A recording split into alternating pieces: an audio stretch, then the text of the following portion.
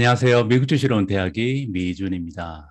미준이 대신 만나러 갑니다. 시간입니다. 오늘 제가 여러분들을 대신해서 만나볼 분은요. 4차 산업혁명의 키워드 중 하나인 메타버스의 전문가 중에서 최고의 전문가 김상균 교수님이십니다. 화면에 잡힌 인물이 너무 수려하셔서 교수님 느낌보다는 연예인 느낌이 나는 분이신데요. 빨리 만나봐야겠습니다. 김상균 교수님 안녕하세요. 안녕하세요. 반갑습니다. 인지과학자 김상균입니다. 인지과학자라고 지금 소개하셨는데요. 네. 인지과학자가 어떤 말인지 한번 설명을 부탁드립니다. 인지과학은 인간의 마음을 컴퓨터공학, 심리학, 의학 그런 것들 접목해가지고 철학까지 접목해서 연구하는 학문입니다. 즉, 인간의 마음이 어디서 왔고 어디로 흘러가는지를 탐구하는 학문이라고 보시면 되겠고, 제가 가장 관심 갖고 있는 게 인간의 마음입니다. 인간의 마음이요. 예. 굉장히 좀 심오한 느낌이 들어가 있는 것 같은데, 근데 거기에서 이제 어떠한 방식으로 메타버스라는 단어로 진출하시는지 예. 거기가 굉장히 좀 궁금해지거든요. 왜냐하면 최근 1, 2년 동안 메타버스의 아이콘으로 부상을 하셨습니다. 어떠한 예. 계기가 있었고, 어떠한 방향으로 인해서 이렇게 메타버스라는 종착지에 도착하게 되셨는지 잠깐 설명을 부탁드려도 될까요? 예, 팬데믹 이전에도 한국 같은 경우에 세대 간의 갈등도 심하고 부의 양극화도 심했지 않습니까? 그래서 그러다 보면 결국 사람들은 새로운 돌파구를 찾는 건데 기성세대나 젊은 세대가 어느 공간을 찾고 있는 건가, 어느 세상을 찾는 건가 보다가 그냥 단순히 이건 디지털 세상, 온라인이라고 표현하기에는 무언가 새로운 현상이 발생하고 있고 그게 좀 더 가셔야 될 것 같다라고 해서 이제 과거부터 나왔던 자료들을 보다가 예전에 나왔던 90년대 키워드인 메타버스가 드디어 뜰 때가 된 게 아닌가 하는 생각이 들어서 그걸 탐구하고 책을 쓰기 시작했는데 공교롭게도 정말 제 예상이 맞아 떨어진 건지 메타버스가 한국뿐만 아니라 글로벌하게 사용이 되면서 메타버스만 연구했던 사람처럼 제가 포장이 됐는데 사실 그렇진 않고 그냥 인간의 마음을 계속 연구했던 사람입니다. 예. 겸손하신 말씀입니다. 예. 사실 그 메타버스라는 단어가 방금 전에도 언급하셨지만 우리들 사이에 이제 회자되게 된 것은 얼마 되지 않았잖아요. 그렇기 때문에 메타버스라는 단어에 대한 정의라든지 개념도 아직 완전히 정립되지 못한 것이 사실입니다. 메타버스라는 개념에 대해서 좀 쉽게 설명을 부탁드려도 될까요? 교수님께서 생각하시는 메타버스란 도대체 네. 무엇인가요? 메타버스가 그리스어로 메타가 초월이고 유니버스가 세상이니까 합쳤다. 이거는 일단 빼고요. 저는 5글자로 제가 몇 년 동안 연구해서 얻은 건 5글자가 단데요. 메타버스는 이렇게 정의하면 됩니다. 디지털 현실. 그러니까 우리가 예전에는 저도 생각을 이렇게 했어요. 우리가 원래 사는 게 현실이고 메타버스는 가상의 무언가가 있다. 근데 이렇게 생각하니까 뭔가 정리가 안 됐던 부분이 둘 다 현실이었던 겁니다. 그냥 물리적 현실이 있고 디지털 현실이 있고. 근데 디지털 현실을 우리는 메타버스라고 네이밍을 붙인 거다. 둘 다 현실이다. 이렇게 받아봐 주시면 좋겠습니다. 원래 이게 다른 것이 아니고 세상이 변해가면서 디지털 혁신이 찾아오면서 자연스럽게 만들어진 또 하나의 세상이 이제 메타버스라고 이해를 하면 될 것 같은데요. 교수님께서 집필하신 책 중에 이제 메타버스라는 책을 읽어보면 뭐 이름도 대단합니다. 일반 명사가 그 책 이름으로 등장할 정도로 앞서 나가셨는데 우리는 이제 이미 메타버스 안에 살고 있다고 말씀을 하셨어요. 네. 메타버스가 이미 우리 삶에 침투해 있다면 이 메타버스는 우리의 삶을 어떻게 바꾸고 있는지 이 부분에 대해서 좀 예를 들어서 설명을 해주시면 좋을 것 같습니다. 미국도 일부 기업이 이제 팬데믹 때문에 재택근무를 시작을 했고 팬데믹 이후에도 재택근무를 안 풀겠다라고 하고 있죠. 근데 한국도 좀 그런 움직임은 보이거든요. 그러니까 우리가 일상 시간에 가장 많은 시간을 보내는 게 공부하는 시간하고 일하는 시간이고 여기서 수많은 사회관계가 형성되는 건데 이 긴 시간과 많은 관계들을 틀어 완전히 뒤집고 있는 거죠. 그러니까 물리적 현실에서만 일을 할 수 있고 물리적 현실에서만 공부를 할 수 있는 게 아니라 디지털 현실인 메타버스 속에서도 충분히 공부하고 일을 할 수 있다라고 새로운 세대가 막 올라오고 있는 겁니다. 저는 이게 관계를 바꾸는 게 가장 크다라고 보는데 제가 작년에 인터뷰했던 플랫폼 기업이 있어요. 미국에 있는 메타버스 플랫폼 기업.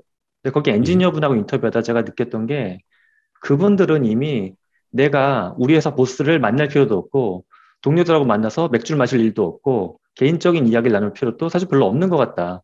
2년 가까이 메타버스 플랫폼에서 일을 하고 제품을 개발했는데 아무런 문제가 없다. 그러니까 음. 업무나 인간의 관계를 바라보는 관점이 정말 전환되고 있다는 느낌이 많이 듭니다. 예. 방금 전에 뭐 미국의 플랫폼 기업 분하고 이제 인터뷰를 하셨다 그랬는데 예. 어떤 기업인지 혹시 밝혀질 수 있나요? 이게 사적으로 인터뷰를 한 거여가지고, 아, 아마 많은 분들이 좀 짐작하실 것 같은데, 메타버스로 근무하고 교육하는 그 플랫폼을 만드는 회사예요. 만들어진 지가 2년밖에 안 됐을 겁니다, 아마 그 회사. 예. 예, 알겠습니다. 네. 메타버스 세상에서 이제 또 다른 상권이 형성될 거라는 전망이 많이 있습니다. 그래서 네. 궁금한 점은 이제 소비자들이 정말로 메타버스 안에 또 하나 존재하는 나를 위해서, 그 아바타라고 그러죠. 이 아바타한테 네. 과연 명품 가방도 사주고 나이키 신발도 사주고 이렇게 될지 굉장히 궁금한데 여기에 대해서 네. 교수님은 어떻게 생각하세요? 저는 이미 발생을 하고 있고요. 앞으로 또 가속화될 것 같은데요. 메타버스 안의 상권이 사실은 좀 몇 가지 의미가 있는데 하나는 내가 투영된 나의 아바타가 소비할 수 있느냐에 대한 문제예요. 그러니까 뭐냐면 우리 지금 내가 입고 쓰는 건 당연히 투자하는데 내가 아닌 나의 아바타한테 입혀주거나 신기는 거에 돈을 쓸 것이냐에 대한 건데 이미 젊은 층은 많이 지출하고 있고 또는 좀 젊은 층이 아니어도 우리가 생각할 수 있는 건 게임 같은 거. 게임할 때 보면 내 아바타가 사용하는 무기 같은 거 당연히 돈을 주고 사시잖아요. 예. 이건 이미 우리가 소비를 그렇게 하고 있던 거고요. 또 하나는 메타버스를 통한 소비인데, 뭐 월마트 같은 경우도 이미 VR 월마트를 만들어 놓은 걸 제가 봤거든요. 근데 국내 예. 유통사들도 유통 공간 자체를 메타버스로 옮겨가는 작업들을 서서히 하고 있습니다. 즉 장기적으로 보게 되면 뭐 백화점이나 마트나 편의점 같은 것들의 상당수가 메타버스랑 점점 더 이렇게 융합이 되는 형태는 미국이나 한국에서나 저는 계속 발생할 거라고 봅니다. 유통업계가 메타버스로 진출한다는 말씀은 이제 그 상점들이 메타버스 안에 생긴다는 걸 말씀하시는 건가요? 직관적으로는 그게 있고요. 그러니까 예. 월마트의 VR은 정말 직관적인 게 그냥 VR 기기 쓰고서 월마트 몰을 돌아다니면서 물건 사는 경험이에요, 그냥. 근데 아, 그런 것도 가능하지만 오프라인 상점에서 할 수 없었던 것들을 메타버스에서 하는 경우들도 증가하고 있는데 만약에 제가 어떤 농기구를 사려고 하면은 농기구 자체를 수십 종을 다 모아놓고 체험해보고 운전할 수 있는 공간은 그게 드물지 않습니까? 예, 예. 오프라인에서 그런 공간에 접근하기가 힘든 건데 메타버스이기 때문에 그런 공간을 만들어 놓고 농기구를 고객들이 경험할 수 있게끔. 예를 들어 미국 농기구 회사 중에도 존 디어가 VR 공간에 농기구를 다 모아놓고 작업을 하고 있거든요. 예. 그러니까 오히려 현실을 복제하는 게 아니라 현실을 확장할 수 있는 유통을 새롭게 짜고 있는 것들도 관찰이 됩니다. 이 부분은 굉장히 좀 재미있는 말씀을 하셨는데, 우리가 보통 생각하는 메타버스는요, 인터넷처럼 이렇게 하나의 공간 안에 여러 개의 기업이 들어가 있을 거라고 생각하시는 분이 많이 계세요. 저도 이제 그런 생각을 많이 했었는데, 방금 전에 언급하신 부분을 생각해 보면 기업마다 각자의 메타버스를 만들 수도 있다라는 언급이신 것 같은데, 제가 이해하는 게 맞나요? 예, 사실 지금 둘 다 존재하는 것 같습니다. 그러니까 지금 말씀하신 대로 뭐 제페토고 로블록스 플랫폼 기업이 있으면 여기 A 기업, B 기업, C 기업이 입점하듯이 자기 공간을 만드는 케이스가 있고요. 이 예. 플랫폼의 기능이 부족하다고 생각했을 땐 독자적인 아예 플랫폼을 자사 형태로 만들어서 이거 자체를 고객들한테 딜리버리하는 경우들도 점점 증가하고 있습니다. 예. 알겠습니다. 이 부분은 저도 처음 생각해 보는 부분이라서 굉장히 재밌네요. 그렇게 아, 예. 되면 어떻게 보면 애플리케이션처럼 돼버리네요. 이게 우리가 애플리케이션을 다운받아가지고 각 기업마다 다른 아, 예. 애플리케이션에 들어가서 지금 비즈니스를 구입하는 것처럼. 알겠습니다. 그러면 이제 우리가 보통 우리 소비자 입장에서는 개인들의 삶만 생각을 하는데 사실 향후 기업들의 업무 환경에도 많은 변화를 가져올 수 있을 것 같습니다. 앞부분에서 말씀하신 것처럼 우리가 일하는 환경이 많이 바뀔 것이다. 이렇게 언급을 하셨는데 현재 이제 줌을 활용해서 원격 근무 환경이 이미 조성이 되고 있고 이게 나중에 가면 어떻게 보면 가상현실의 테크놀로지와 융합되면서 우리가 더 이상 출근하지 않아도 되는 세상이 오는 거 아닌가 뭐 이런 기대까지도 할 수 있거든요. 이 부분에 대해서는 어떻게 생각하세요? 실제 저희 큰아이가 지금 한국에서 대학 4학년 컴퓨터공학과 휴학생인데, 예. 지난 한 학기 동안 메타버스 형태로 일을 했어요. 그러니까 로블록스에서 뭐 개발하는 프로젝트, 메타버스 프로젝트에 투입이 됐는데, 이 일 예. 자체를 회사에 가지 않고 집에서 하고 있더라고요. 근데 이 친구가 이걸 한 학기 동안 해보고 나니까 인턴 한 번 더 하려고 하는데 지금 찾는 회사의 첫 번째 조건이 출근이 의무가 아닌 회사를 찾고 있어요. 급여 그래요? 조건이 다른 건 다 두 번째 문제입니다, 이 친구한테. 그러니까는 업을 바라보는 관점이 저는 이제 제가 기성세대고 저희 아이가 신세대라고 했을 때 이 세대 간의 예. 차이가 굉장히 많이 발생을 하고 있는데 예. 그런 것 같아요. 이제 줌은 서로 얼굴을 보고 그다음에 이메일로 서류 주고받고 이 과정에서 우리는 뭔가 기능적인 관계를 열어놨던 거죠. 토론은 줌으로 해, 서류는 이메일로 주고받아. 결제는 회사 인트라넷으로 해. 이렇게. 그런데 우리가 빠졌던 부분들도 이들은 채워놓고 있는 게 관찰이 돼요. 그러니까 심지어 회식을 메타버스에서 예. 하는 경우들도 있어요. 그 줌을 켜놓고 맥주 마시는 거는 많은 분들이 봤던 장면이긴 한데 그게 예. 아니라 VR 장비를 뒤집어 쓰고서 회식하는 사람들도 나오고 있어요, 지금은. 예. 예. 음, 그러면 이제 어떻게 보면 그 지금 VR 장비를 끼고 회식을 한다는 것은 굉장히 불편한 상황이니까 테크놀로지의 발전으로 하드웨어가 좋아져야겠네요. 교수님이 보시는 하드웨어의 발전은 앞으로 어떻게 진행될 것 같습니까, 그러면? 현재는 투트랙인 것 같습니다. 현재 가장 앞단에 있는 건 랩탑이나 뭐 스마트폰처럼 검은 화면을 통해서 보는 거잖아요, 디스플레이를. 그렇죠. 이건 아무래도 실제감이 떨어지니까는 지금 제일 먼저 현재 나와 있는 건 VR 고글인데 VR 고글이 저는 메인 장비는 안 될 거라고 봅니다. VR 고글은 약간 세컨더리한 장비가 될 것 같고요. 메인 예. 장비는 AR 글래스, 그러니까 증강현실형 안경이 메인 디바이스가 되고 스마트폰과 VR 장비는 보조 디바이스로 가방에 넣고 다니는 형태. 저 이런 형태가 주류가 되리라고 봅니다. 예. 그래서 지금 현재 우리가 뭐 영화 같은 데서 보면은 보통 이제 고글 이만한 거 끼고 하는 네. 거를 이제 가상현실이라고 보는데 그거보다는 이제 실용성이 있어야 되니까 AR 쪽이 오히려 더 가능성이 높다. 올 하반기에 애플이 이제 증강현실 안경 내놓는다 그랬는데 그게 좀 기대가 되네요, 그러면. 예, 사실은 저도 그거 정말 기대 많이 하고 있는데 애플이 예. 이제 VR, AR 겸용 장비 얘기하고 있고 AR 글래스도 별도로 얘기가 나오고 있고 근데 사실 이게 애플도 그렇지만 메타도 전략이 비슷하거든요. 현재는 예. VR만 내놨지만 AR 전용 글래스랑 VR, AR 겸용 기구도 또 메타 측에서도 얘기를 하고 있어서 결국 기업들이 갖고 있는 생각이 좀 크게 다르지는 않다라고 봅니다. 메타 플랫폼 말씀하신 김에 제가 이제 그 얼마 전에 그 샵에 가서 레이번인가요? 그 한번 아, 예. 써봤거든요. 근데 기능이 너무 좀 실망스러운 게 이번에 만든 거는 그냥 사진만 찍을 수 있는 기능이잖아요. 그래서 아, 그쵸, 이게 그쵸. 조금 실망을 여기에 했던 게 디스플레이가 없죠, 렌즈 부분에. 예, 그렇죠. 그래서 그게 조금 아쉬웠습니다. 앞으로 이제 계속해서 나아지겠죠, 이제 이 부분에 대해서는. 아, 근데 사실 이제 우리가 메타의 제품은 그런데 그 중국 쪽에서 나온 좀 작은 규모의 기업들이 만들어 놓은 제품을 보게 되면 지금 예. 말씀하신 것처럼 사진도 찍고 휴대폰 연동도 될 뿐만 아니라 디스플레이가 들어가 있는 기능들도 이미 나와 있긴 합니다. 다만 그래요? 메이저 기업이 안 만들었기 때문에 아직까지는 그렇게 시장 장악력이 크진 않은 상태고요. 예, 그렇군요. 네, 알겠습니다. 최근에 이제 메타버스 두 번째 책을 출간하셨습니다. 메타버스 네, 2가 이제 네, 제목인데 이 책의 내용을 이제 살펴보니까요. 메타버스를 네, 총 3단계로 나누어서 설명을 해주고 계신데 이 네. 3단계의 특징에 대해서 좀 설명을 부탁드리고 지금 우리는 어디 좀 와 있는 건가요? 제 기준으로는 그렇습니다. 그러니까 메타버스 우리는 처음에 디스플레이를 통해 들어갔던 것 같아요. 컴퓨터 모니터. 컴퓨터 모니터를 예. 통해서 보고 있다가 지금은 이렇게 꾸역꾸역 좀 서서히 VR이나 AR로 쓰는 걸로 진화하고 있고요. 그런데 우리가 좀 막연하게 봤던 거, 그 다음에 이제 관점 중에 하나가 렌즈 같은 걸 눈에 끼는 거. 이것도 이제 한국 드라마에서 나왔었고, 미국 영화에서 많이 썼던 설정인데, 이게 지금 가장 나와 있는 최첨단 프로토타입은 거기까지 나와 있죠. 눈에 끼는 렌즈. 여기까지 가는 게 이제 저는 2단계라고 보고 있고요. 예. 디스플레이에서 렌즈까지, 디스플레이가 1세대, 렌즈까지 가는 게 2세대. 그럼 3세대는 뭐냐면 영화 매트릭스와 같은 개념입니다. BCI라고 부르는 공학적인 개념인데 예. 인간의 브레인과 컴퓨터 사이에 인터페이스를 넣어가지고 그러니까 눈앞에 정보를 뿌리는 게 아니라 신경하고 직접 연결시키는 거. 이게 궁극적으로 기업들이 추구하고 있는 방향이라고 봅니다. 그럼 교수님이 보시는 미래는 이 인터페이스까지 가능해질 것이다. 그렇게 생각하시는 거네요. 예, 현재 뭐 사실 그 분야에서 가장 앞선 기술 갖고 있는 국가는 미국인 건 맞고요.